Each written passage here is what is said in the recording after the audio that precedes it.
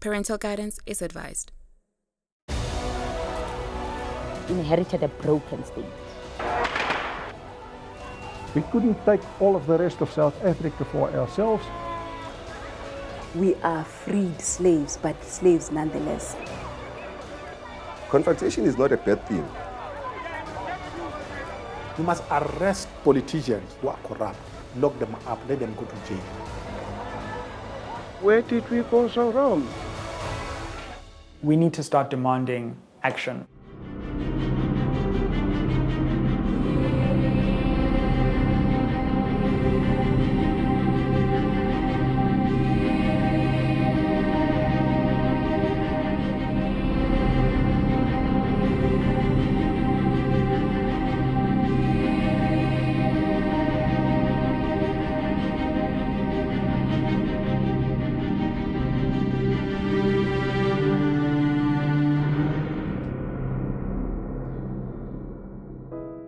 I said I'm going to take a comment and breathe here on my chest.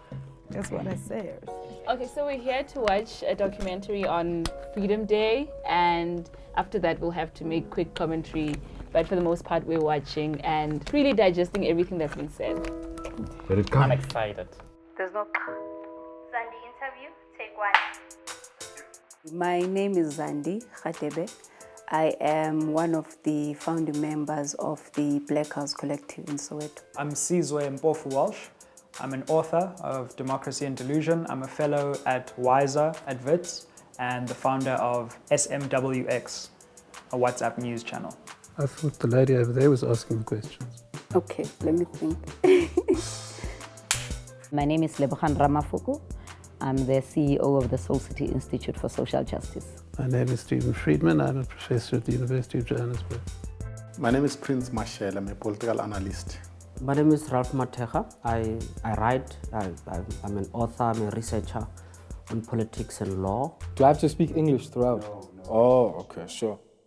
I'm a 28-year-old young African. So I'm Madozi Ramashia. I'm an attorney. I'm also a poet, and my alias, I guess, for the poetry is Makafula Vilagas.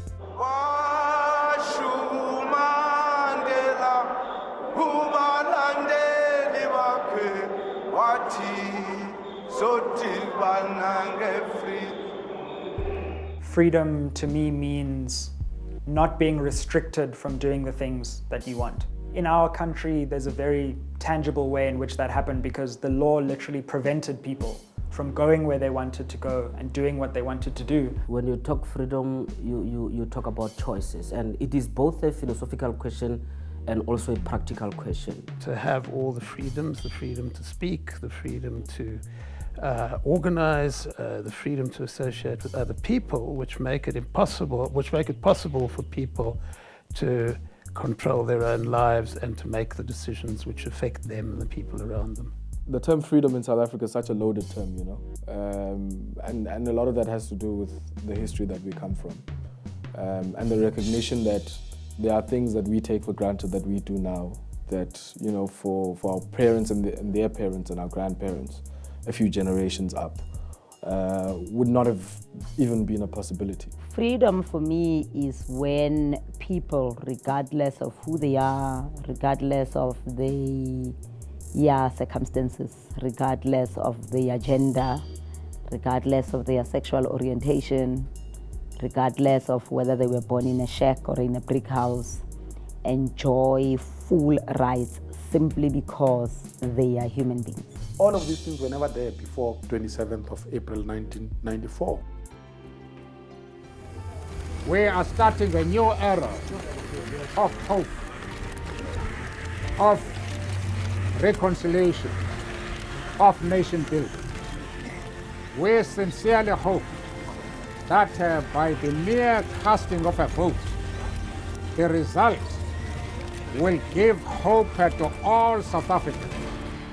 The 27th of April 1994 was a very significant day where many black people in South Africa were voting for the first time. So it has a significant historical connotation.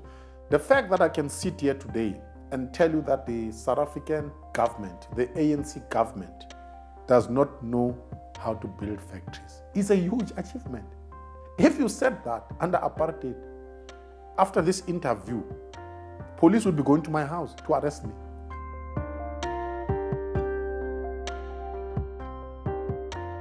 But 1994 was also a time where we could dream of what South Africa could become. So it's a very, very significant day in that symbolic manner.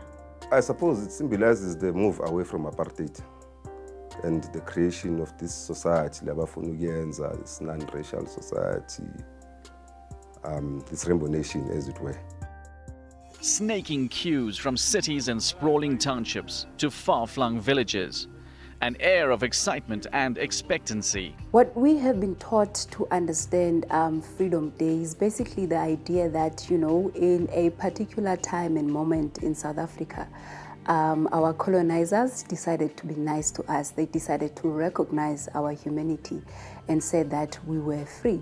Of course, there was nothing, in terms of concrete evidence which proved this freedom except for, the flag, the new flag that the country got, and of course the new national anthem.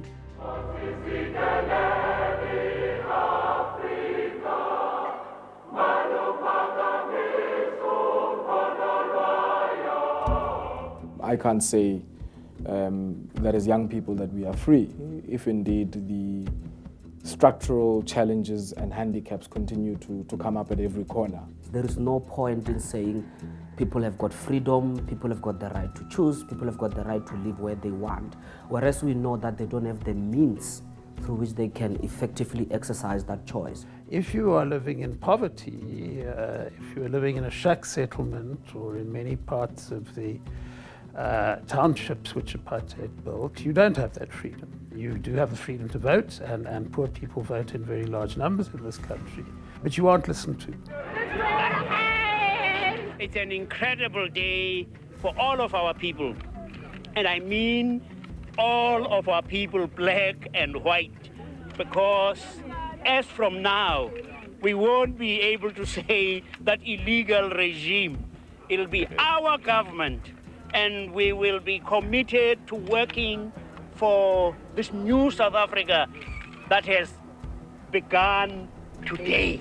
Democracy for me is a system of governance where you rely on the opinion of the majority of people within a society to give legitimacy to your decisions. It's a messy, fractious, difficult, and imperfect system of government, but its focus on sourcing opinion from the widest possible base. The idea of the majority came to be understood as the defining concept of democracy, but that is no longer the case now.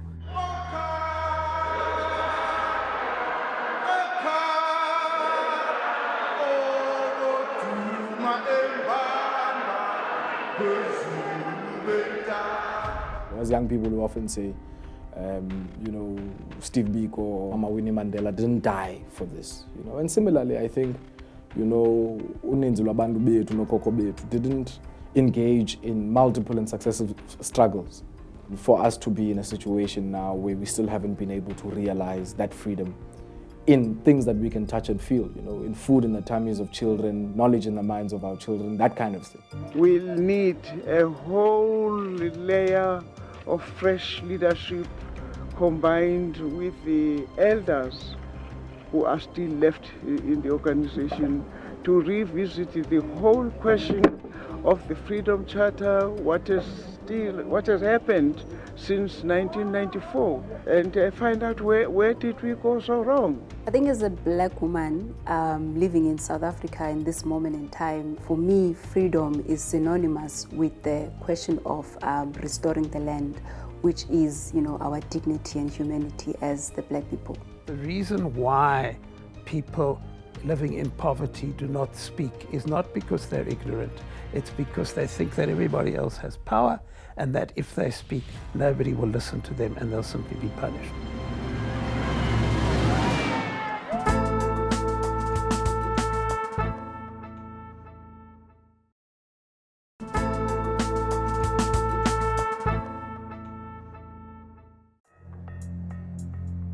1652, people come, violently dispossess you of your land, banbulala, they rape your women, they do all these things. And then the whole economy and the whole country is then based on that system of oppression. And that still exists even today. There has never been any reparations for what happened in the land dispossession of African people. So anything that does not, to me, anything that does not start there with the Slungisal is not freedom. It's actually meaningless in my view. Because what you are doing is you are creating an environment where the dispossessors and the settlers can coexist with the indigenous African people on the basis of inequality.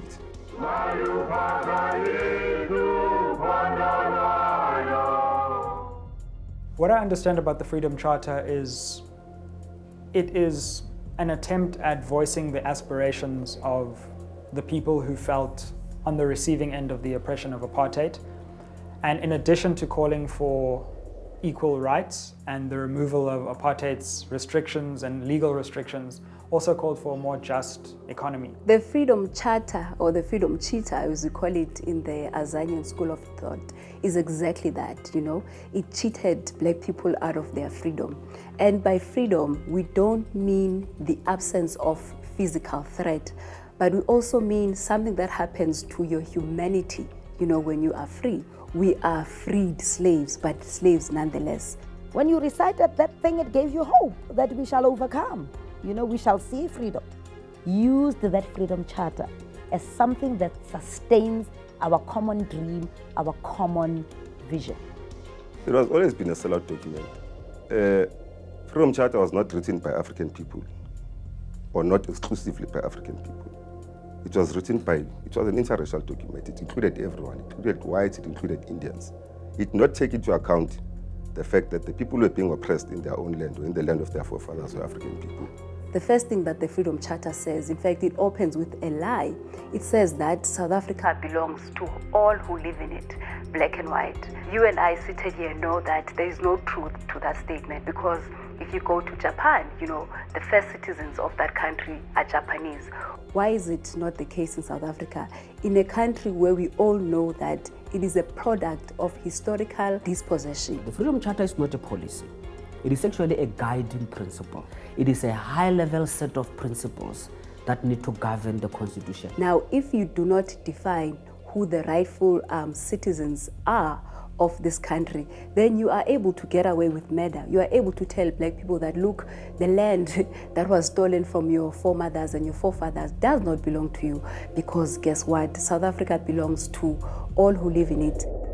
We cannot allow for anybody to think they can go around taking properties of other citizens. On Scandinavia too largely. So for me, the Freedom Charter is another way of creating not only confusion. Deputy Speaker, over here. Hey. It also lowers their expectations in terms of what they understood to be freedom. The land belongs to the African indigenous people of this country. You cannot go to China and say, because you are now in China, China belongs to you. It's nowhere, it's unheard of anywhere in the world. It's only in Africa where we have to enter into a debate with our colonizers on whether we co-own this land. I think what you also need to understand about this document that we call the Freedom Charter, it is born from a compromise, a position that says, look, we know we cannot get X, therefore we'll settle for Y.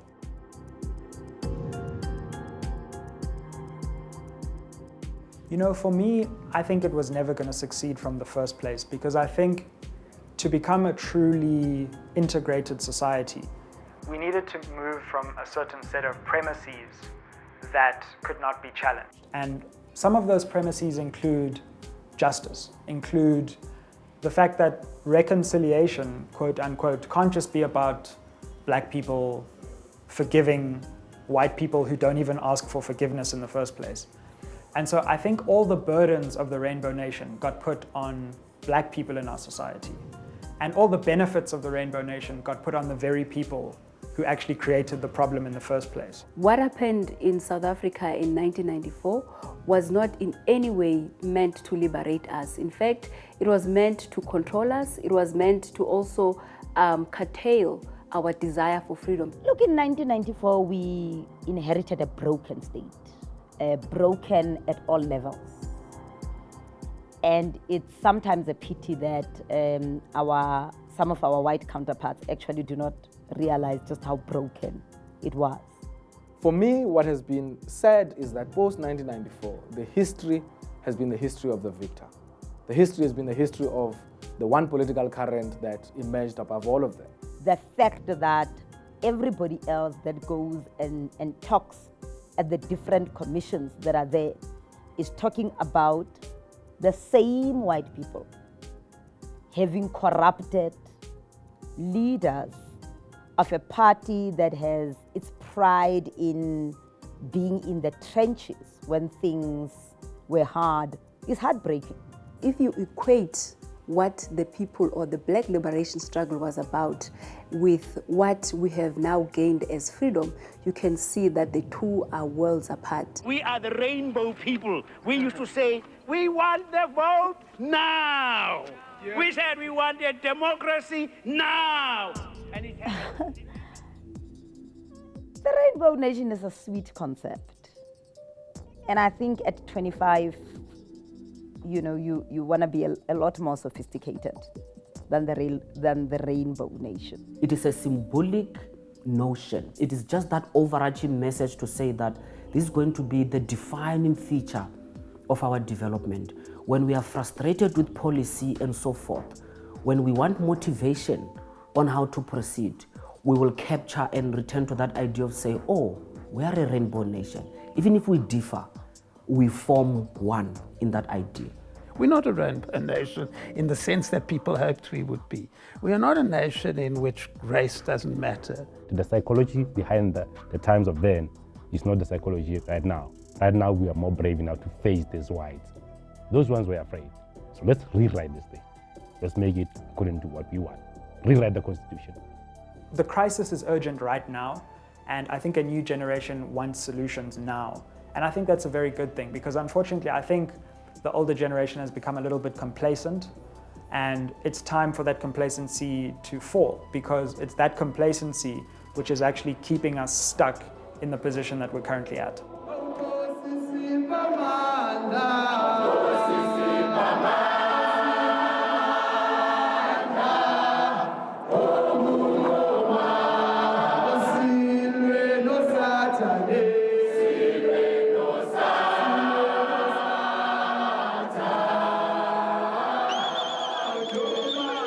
The young people who are dismissing the importance of the struggle for freedom and the idea of a rainbow nation, they are simply ignorant.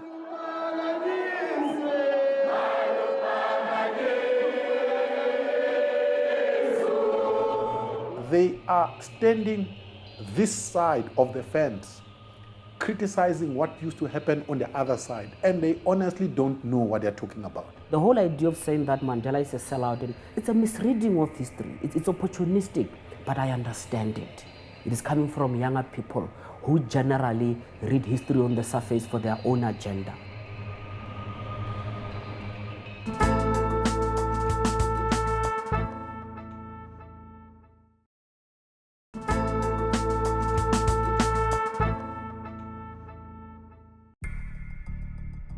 Do you believe that black South Africans then Yes. have no claim to land in the country? No, I definitely do not believe that. They have their historical areas where they settled.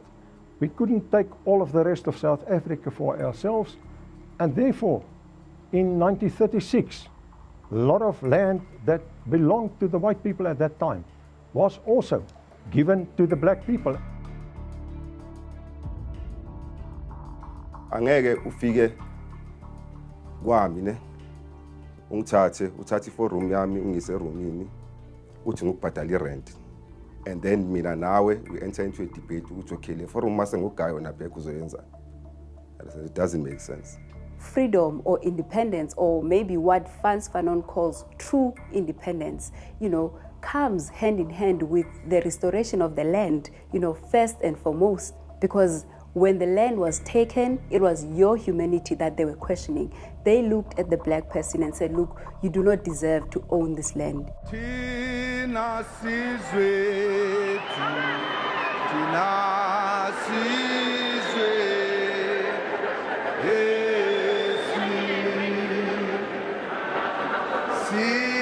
sikhalela,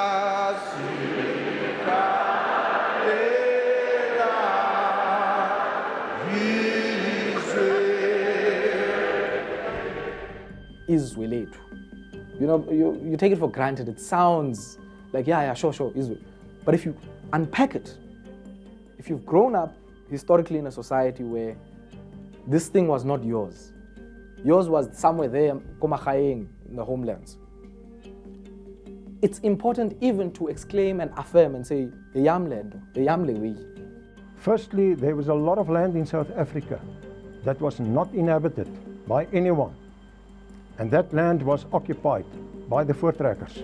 That's why in our notion and in African cosmologies, the notion of empty land does not exist. That's a completely Eurocentric notion because land is never empty.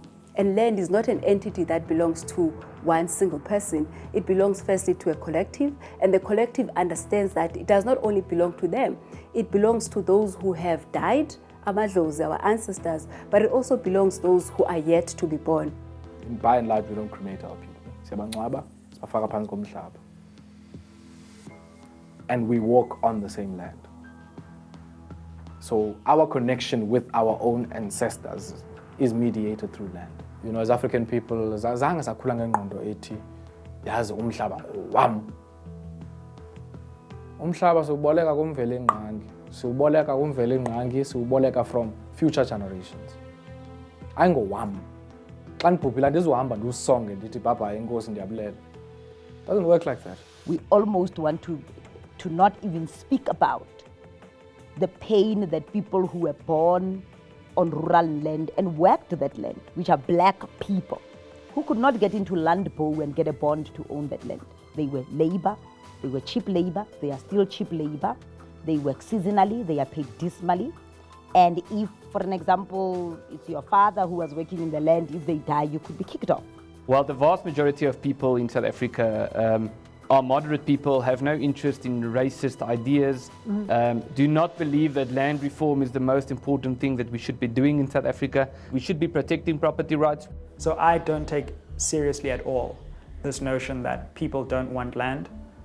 I think it's absolutely fundamental, and we will never have peace fully in this country until we resolve the land question. We must fight for our rights. You see, we don't want this, that they come here and dress us apart in our land. We want our land, and we want to put our hockeys here because there is only ground. We must have our hockeys also here. You thrive in the land, so you can't say the land is not important to people. The land is always important. I don't walk on air, so the land is important to me. I'm sitting here in the land, but I don't have ownership of this land, but I'm sitting in the land. I walk in the land. I do everything in the land. I've never been suspended in air except when I'm flying, and then I want to land on land. Young people don't really need land, they need jobs, which is not the reality. You know, we fight for jobs because that is how the system has trained us to do. You go to primary, you go to varsity, you get jobs, which it's not what's happening. We're all fighting to get into a system that we're actually fighting against. When people look at land, they don't only look at it for commercial purposes. It's not just land for people to farm and so forth. It's also an affirmation of their identity. It's a question of ownership.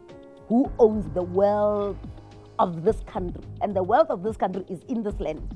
The buildings, you know, what feeds us, the things underneath the land. People are not staying in Soweto because they decided, oh, look at this dry piece of earth. You know, it's suitable for brown people. They've decided to park the land question, and because they are a civil rights movement, they are rather happy with a nation assuming an identity of a rainbow nation, whereby everyone lives peacefully under this, you know, false notion of democracy. I think people died so that we can have a decolonized society. By decolonized society, I basically mean that restoring the land to the rightful people.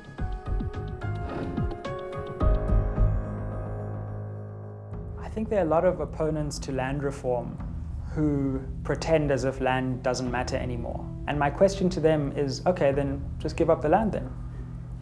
If you don't think it matters, why are you holding on to it? And then what we do with that land is really up to us. If we it's my land. Our cities were laid to city from Cape to Cairo, Morocco to Madagascar. And some of us then say from Kuruman to Kumasi, you know, from Albertine to Addis Ababa. Leletu. The land issue is not really about land. It's about a sense of frustration that a lot of the old racial patterns that existed in the past are still there. And as long as we don't have a conversation about that, as long as we don't have a conversation about how we tackle all the inherited racial prejudices in this country, then these things are going to happen again and again. Here's the fact of the matter. Apartheid laws prevented black South Africans from owning land. So between 1948 and 1994, you were legally prevented from owning land. Everyone, every single black South African. There is just no reason for people to be afraid, to fear that there's going to be whole-scale expropriation of land. You can't say to me that you want to embark on a land reform program and think it's not going to come with pain. It's not going to come with alienation from some of the countries across the globe that have said to you, we are your friends. It's going to happen. We should no longer be afraid of this process of having to change the land ownership architecture in our country. It is here and it is here to stay. It is going to happen. One major problem over the last 25 years is that we've fallen for lots of promises. We've fallen for lots of speeches. We've fallen for many flowery words and very brilliant leaders. But at the end of the day, at some point, we need to start demanding action and not just words. We're voting for councillors, we're voting for president. But why can't we get the land? You see now? Everything that we want is the land. They promise us, they keep promising us. They come to us and promise us that they will give us land.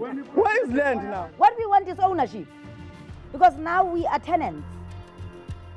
You know? We go to Soweto, we come back, we are tenants and labor. No, we want the land, sure. But women want the land. Men must stand back. We are in the majority anyway, and we are looking after your children.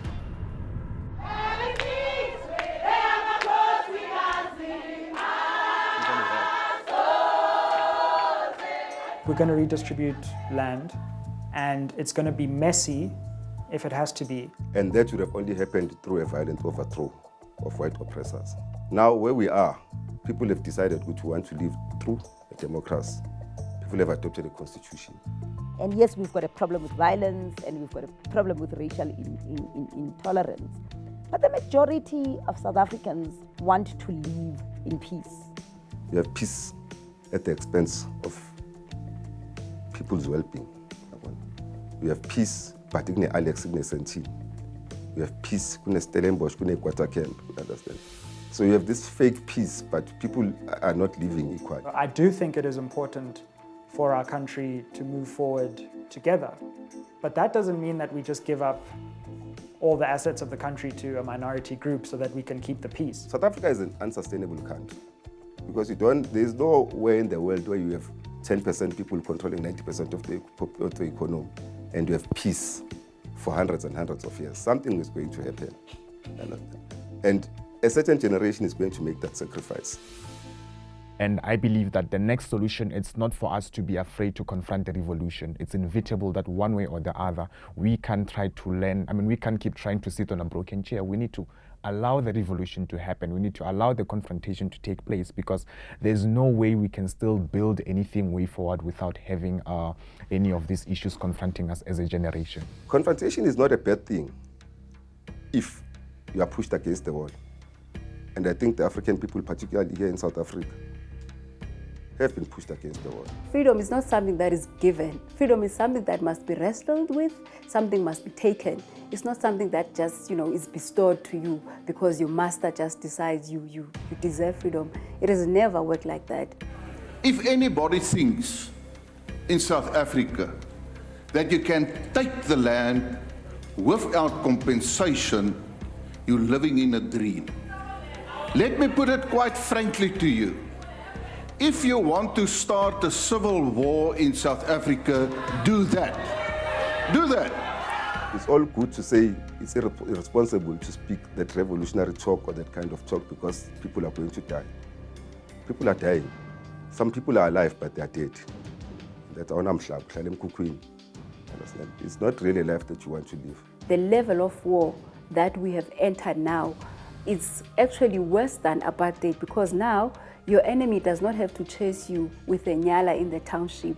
You know, they psychologically fight with you. When will time come for Africa to take its stance, you know, and take our rightful place in humanity and determine our own destiny? And if that comes at a price, so be it.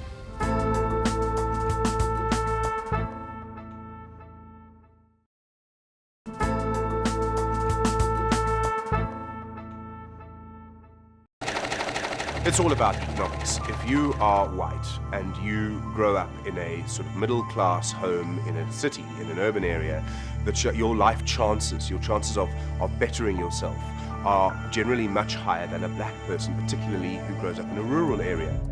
It's those questions about economic justice, economic dignity, and the redistribution of wealth in our society that I think we have let go of and that we have taken our eye off.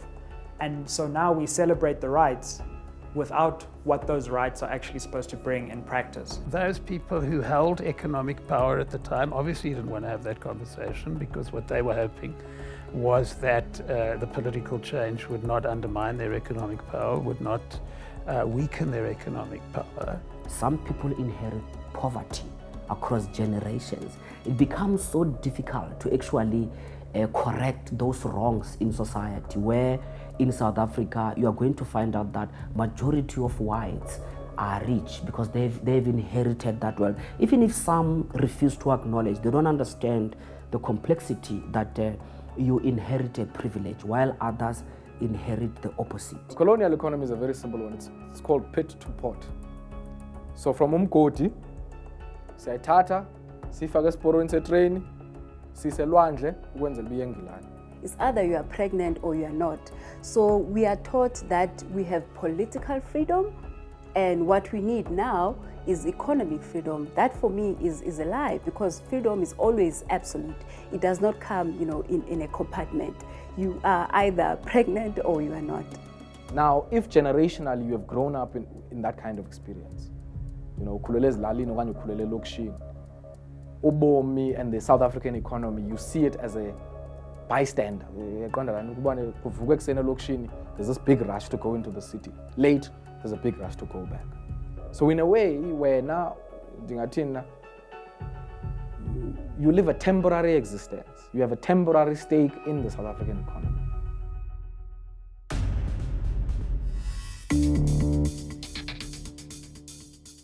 The structure that we've inherited is that of a market society. It's a capitalist society, if you like. And the only way in which you can take a stand and question this structure is if you yourself, you are beyond reproach. But if you're busy stealing there, stealing here and there, you know, being fascinated by getting a piece of a small cake for yourself and not actually speaking out for the poor, you lose legitimacy to confront the system. The workers in Marikana, you see it in the children of those people. That every day Utata Wam is creating wealth for some big baron in London, for the platinum of the African people, which is exported to be processed and added value to in London, and to be traded in London. Ngalendlela bebaphatha uma, it's more likely ukuthi bazongiphatha nami ngaleyo ndlela. Ngalendlela uma bekaphendula ngayo, yiyo lendlela nami ngizophendula ngayo. Until we're able to redress a lot of the societal ills that we're faced with. And colonial violence has not come to an end because the settler is still in the country. Apartheid didn't die, it was privatized.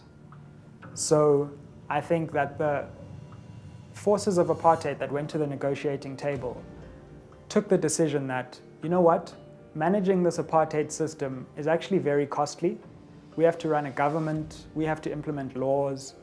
What if we just privatize this whole system, hand the state over to a new generation who will assume all the problems of the state and have to figure it out on their own, and we will decentralize the system of subordination. White people here exercise a lot of power in the economy, in the professions, purely because they're white.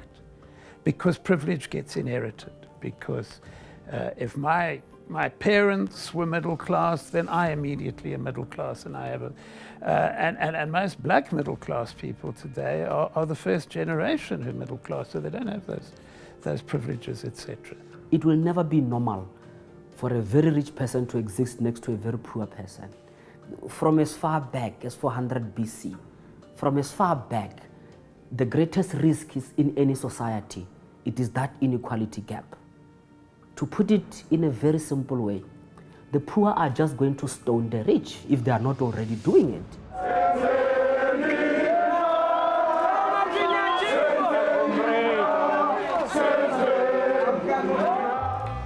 That's what the wealthy do. They hide themselves from the poor. The wealthy and the poor don't live and share the same spaces. That is why whites and poor blacks in South Africa don't mix. Now, what I think has also happened is that small corridors and pockets within that structure have been opened to a black elite. And that has been a strategy to pacify and calm the population, who then think that maybe one day I can also, be part of that elite. But actually that elite is so small that it's only reserved for a few people who act as a buffer in our society. It's a form of, slavery disguised as freedom, because they need to create a buffer zone between those who are burning day to day from poverty and suffering and those that, are supposed to give a false impression to those who are trapped in poverty, ukuthi there is a way out. But the reality is that even those so-called black middle class are always 2 months away from the streets. This is because, that small bracket that is created for them is false. Look, man, we're 2 paychecks away from poverty. You look at this building, all of pinstripe suit, pencil skirt, stilettos. We're 2 paychecks away from the breadlines. We've maxed out our credit cards. Store accounts piling up. We go and try entrepreneurship. When the going gets tough there, we remember where we come from. We say, no, I'll report more about in the morning. That's how enslaved we are. We cannot survive in our own because the society, the system itself has made us to believe in that we have to always be there at the month end to get salary from someone. It's sad because that's what happens in corporate South Africa. And that's what happens to these very talented black kids who go to university and try to start these professional careers. And it's something that it's difficult to fight because we don't have institutional wealth. We don't have black institutions that are able to absorb black talent and nurture it and sustain it. Invariably, black kids have to go to these racist institutions. And they come out of these places as you either have to assimilate and be a coconut, or we are just going to be rejected by the system.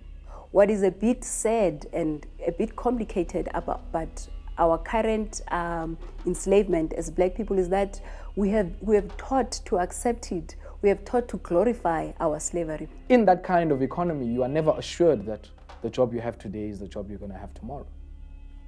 Because there's all manner of structural change that is happening that is largely driven by this lopsided and imbalanced kind of economy. If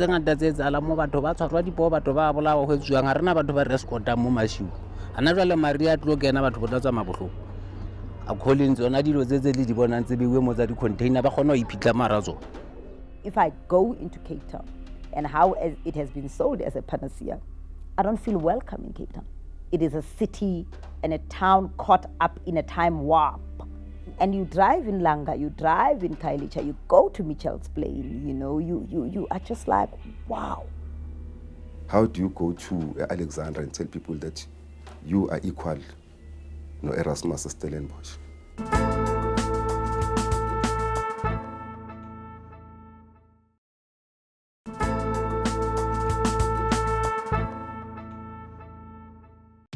This NDP offers a long-term perspective, growing an inclusive economy, building capabilities. But fundamentally, the problem with the NDP for me is that it doesn't take the question of economic redistribution racialized inequality, gendered inequality seriously enough. And it assumes that the market, by and large, will somehow save us. First of all, a policy isn't wonderful if it can't be implemented. But the problem with our policies are that they do not reflect the reality that most people experience. African economies are still being owned in the main by their colonizers, but they own them through African leaders. And why they do that, and there's only two there's only two types of people that are susceptible to that. Ne? One is someone who's corrupt, and two is someone who's power hungry. You know, once you are captured, you can't transform. You know, once you are paying me or buying me, then I'm not going to challenge you, even when you hold what rightfully belongs to me. And that's an untransformative agenda.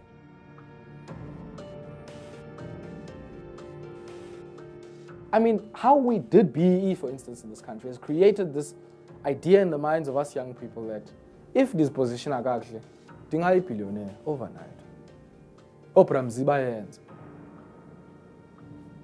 It's the truth, man. And I'm saying, until we are able to put a different idea before people, people are still going to be incentivized to see public service as a means to make money. How do they make this money? They made it like this. There is a buddy of theirs who's a politician who runs a municipality, is a mayor and a municipal manager. They sit at night and drink whiskey.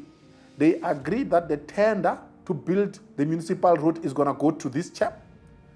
This chap gets the tender. He gives a cut to the politician. The politician buys himself an X5. The tenderpreneur buys himself 7 cars, expensive cars, a Maserati, and he smokes cigars. We see these people, but we don't see factories. No black person is employed in this whole process, but people are becoming wealthy. You see the greed of capitalism rearing its head even globally. This family is a criminal family.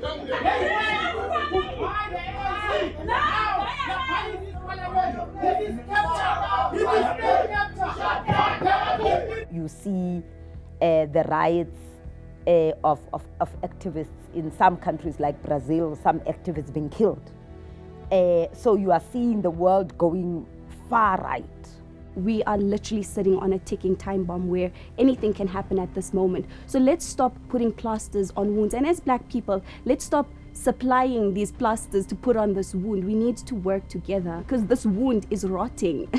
At some points, the hand will have to be chopped off. I always try to caution people against rushing to solutions without necessarily exhausting the problem. And I think this is the reason why South Africa is unable to get out of, this mess. South Africa is in a trap, and we are trying to move forward from a trap situation. And these people must just give back the land that they stole. That's it. Whether they do it voluntarily or involuntarily, they must just give it back. And then we can start talking about moving forward. If you think about what actually happened to undo us as a people, then the solution cannot be, a simple mere vote.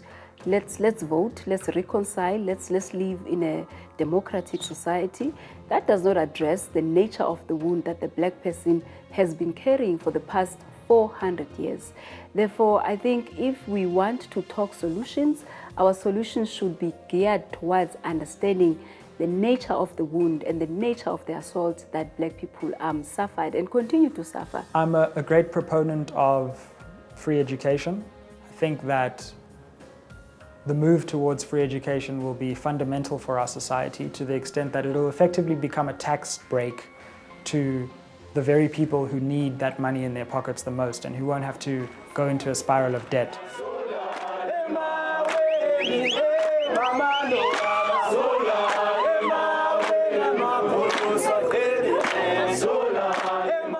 I like reading the analogy where he talks about a tree. Here is a tree rooted in the African soil, nurtured by the rivers of Africa. Come be with me, we can be branches of the same tree and leaves of the same branches. Saying, we are all the human race. We are not saying this is us to the exclusion of anyone else. But we are saying for you to come here and coexist with us, acknowledge that we were here first and we own this. and we set the rules for how we all exist in this. And then sizoba nawe grand. You need a state that works. You need local government that works. Remember, for most people, the way that they are going to be close to power is when they walk into a clinic and they are treated with dignity and it's got drugs. When they walk into a police station and there is competent police, you are not being told the van is still out.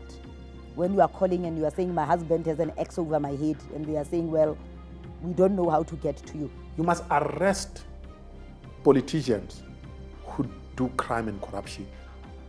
If a president is corrupt, set up a special court to deal with politicians who are corrupt.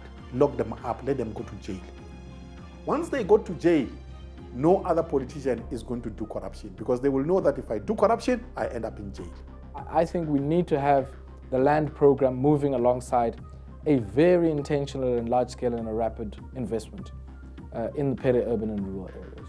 If you are of the view that we should forgive, we can't live on hate, it's a new world order, we live in a global village, we have to make do with what we are now. I mean, you know, I can't disagree with you, and it's admirable that you be able to forgive those people. I personally I don't feel that I need to forget. I don't personally feel that I need to be told or forced to forgive anyone, especially if they've not asked for forgiveness, and especially if the continued oppression of my people and myself is still going on. Why am I forgiving? Our people are slowly beginning to wake up.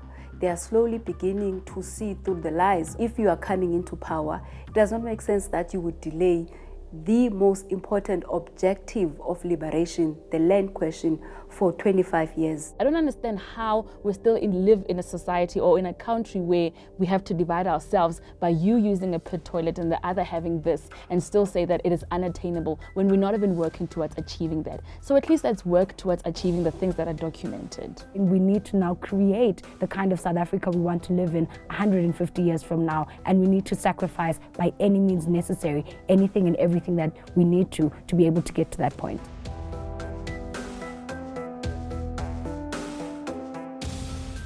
How much would you rate the amount of freedom which we have in South Africa? We will never get tired of this song. Our feet tap only to its rhythm. In sync, like sardines, they tap, wailing and tapping in and out, up and up, left and right, side and center.